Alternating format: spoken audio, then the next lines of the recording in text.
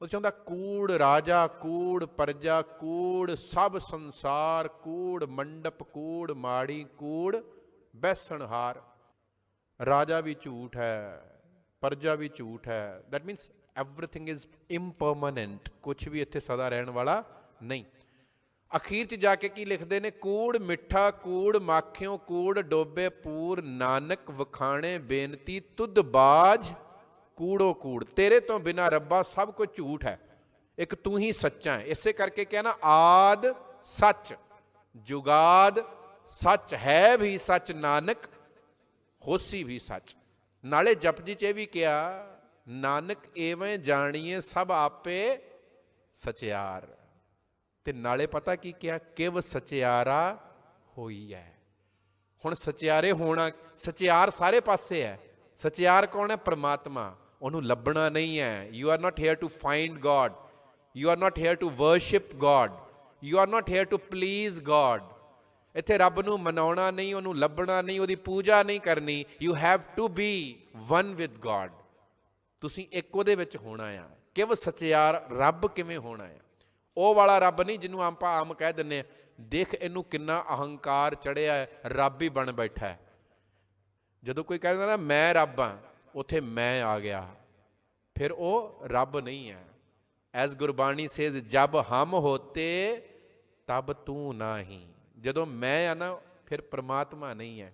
ਫਿਰ ਤੇ ਮੇਰਾ ਆ, ਮੇਰੇ ਪੁੱਤਰ ਧੀਆਂ, ਮੇਰਾ ਪੈਸਾ, ਮੇਰੀ ਸ਼ੋਹਰਤ। ਫਿਰ ਅਰਦਾਸ ਸਾਡੀ ਉੱਦਾਂ ਦੀ ਹੋ ਗਈ, ਮੈਂ। Isn't it? ਸਾਡੀ ਅਰਦਾਸ ਈਗੋ ਸੈਂਟਰਿਕ ਹੈ। ਇਸੇ ਕਰਕੇ ਮੈਂ ਪਰਸੋਂ ਵੀ ਇਹ ਗੱਲ ਕਹੀ ਸੀ ਕਿ ਅਰਦਾਸ ਵਿੱਚ we want to hear our own names. ਅਹੰਕਾਰ ਹੈ, ਹਉਮੈ ਹੈ। ਸਾਰੇ ਅਸੀਂ ਜਾਣਦੇ ਕਿ ਸੇਵਾ ਕਰਨੀ ਚਾਹੀਦੀ ਹੈ, ਗੁਰਦੁਆਰੇ ਆ ਕੇ ਗੁਰਦੁਆਰੇ ਬਾਣੀ ਸੁਣਨੀ ਚਾਹੀਦੀ ਕਿ ਅਹੰਕਾਰ ਮੁੱਕ ਜਾਵੇ, ਈਗੋ ਨਿਕਲ ਜਾਵੇ। ਬਾਣੀ ਇਹੀ ਕਹਿ ਰਹੀ ਨਾ, ਜਬ ਹਮ ਹੋਤੇ ਤਬ ਤੂੰ ਨਾਹੀਂ, ਅਬ ਤੂੰ ਹੀ ਮੈਂ ਨਾਹੀਂ। ਕਬੀਰ ਤੂੰ ਤੂੰ ਕਰਤਾ ਤੂੰ ਹੁਆ। ਜਿੱਥੇ ਮੈਂ ਉੱਥੇ ਰੱਬ ਹੈ ਹੀ ਨਹੀਂ। ਜਿੱਥੇ ਮੈਂ ਮੁੱਕ ਗਈ ਉੱਥੇ ਸਿਰਫ ਪਰਮਾਤਮਾ ਹੀ ਹੈ। ਗੁਰੂ ਗ੍ਰੰਥ ਸਾਹਿਬ ਮਹਾਰਾਜ ਸਾਧ ਸੰਗਤ, ਬਾਣੀ ਇੰਨੀ ਕੁ ਮਿੱਠੀ ਹੈ ਨਾ, once you start understanding it, you know, it flows through you। ਕਿੰਨੀ ਸੋਹਣੀ ਬਾਣੀ ਹੈ। ਸਤਿਗੁਰੂ ਨੇ ਕਿਹਾ, ਕਿਸੇ ਨੇ ਪੁੱਛਿਆ ਹੋਣਾ ਗੁਰੂ ਨੂੰ ਕਿ ਸੱਚੀ ਰੱਬ ਹੈਗਾ? we also many times wonder this ਕਿ ਸੱਚੀ ਰੱਬ ਹੈਗਾ? ਤੇ ਜਵਾਬ ਪਤਾ ਕੀ ਲਿਖਿਆ ਬਾਣੀ 'ਚ? ਹੈ ਤਾਂ ਸਹੀ ਹੈਗਾ, ਲਖੈ ਜੋ ਕੋਈ।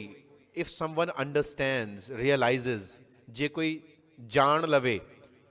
ਤੇ ਜਦੋਂ ਕੋਈ ਜਾਣ ਲੈਂਦਾ ਹੈ ਨਾ, ਫਿਰ ਕੀ ਹੁੰਦਾ ਆ? ਫਿਰ ਉਹੀ ਉਹ ਇਹ ਨਾ ਹੋਈ, ਫਿਰ ਉਹੀ ਹੁੰਦਾ, ਫਿਰ ਇਹ ਨਹੀਂ ਹੁੰਦਾ, ਫਿਰ ਮੈਂ ਨਹੀਂ ਹੁੰਦਾ, ਫਿਰ ਸਾਰਿਆਂ 'ਚ ਉਹੀ ਹੁੰਦਾ। ਫਿਰ ਭਾਈ ਕਨ੍ਹਈਏ ਨੂੰ ਸਾਰਿਆਂ 'ਚ ਗੁਰੂ ਹੀ ਦਿਸਦਾ ਆ, ਫਿਰ ਉਹੀ ਹੁੰਦਾ ਆ, ਫਿਰ ਗਵਾਂਢੀ ਨਹੀਂ। Oh, my neighbor, he can't be God, he is a weird guy, he is a terrible, horrible guy। ਨਹੀਂ, ਫਿਰ ਉਹਦੇ 'ਚ ਵੀ ਰੱਬ ਹੈ। ਫਿਰ ਜਿਹੜਾ ਮਾਰ ਰਿਹਾ ਉਹ 'ਚ ਵੀ ਰੱਬ ਹੈ, ਜਿਹੜਾ ਆਰੇ ਨਾਲ ਚੀਰ ਰਿਹਾ ਉਹਦੇ 'ਚ ਵੀ ਰੱਬ ਹੈ। ਹੁਣ ਦੁਖੀ ਨਹੀਂ ਹੈ। ਸਾਧ ਸੰਗਤ, ਗੁਰੂ ਨੇ ਰਸਤਾ ਦੱਸਿਆ। ਸਚਿਆਰ ਹੋਣਾ ਸੀ, ਪਰਮਾਤਮਾ ਦੇ ਨਾਲ ਇੱਕ ਹੋਣਾ ਸੀ। ਇੱਕ ਓਂਕਾਰ ਡਜ਼ਨਟ ਮੀਨ ਕਿ ਦੇਅਰ ਇਜ਼ ਵਨ ਗॉड। ਆਪਾਂ ਆਪਣੀ ਡੈਫੀਨੇਸ਼ਨ ਸਹੀ ਕਰੀਏ ਪਹਿਲਾਂ। There is one god means ਕਿ ਗॉड ਵੱਖਰਾ ਹੈ ਤੇ ਮੈਂ ਵੱਖਰਾ ਹਾਂ। ਇੱਕ ਪਰਮਾਤਮਾ ਹੈ, that means he is sitting above the skies and he is controlling every one of ਅਸ। ਇਸੇ ਕਰਕੇ ਉੱਪਰ ਨੂੰ ਦੇਖ ਕੇ ਕਹਿੰਦੇ ਉੱਪਰ ਵਾਲਾ। ਤੇ ਬਾਣੀ ਇਹ ਨਹੀਂ ਮੰਨਦੀ।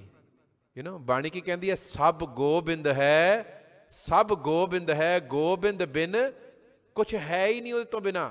ਇਹਦਾ ਮਤਲਬ ਇੱਕ ਓਂਕਾਰ ਦਾ ਭਾਵ ਹੈ, ਇੱਕ ਓਂਕਾਰ ਹੀ ਹੈ, ਹੋਰ ਕੁਝ ਹੈ ਹੀ ਨਹੀਂ।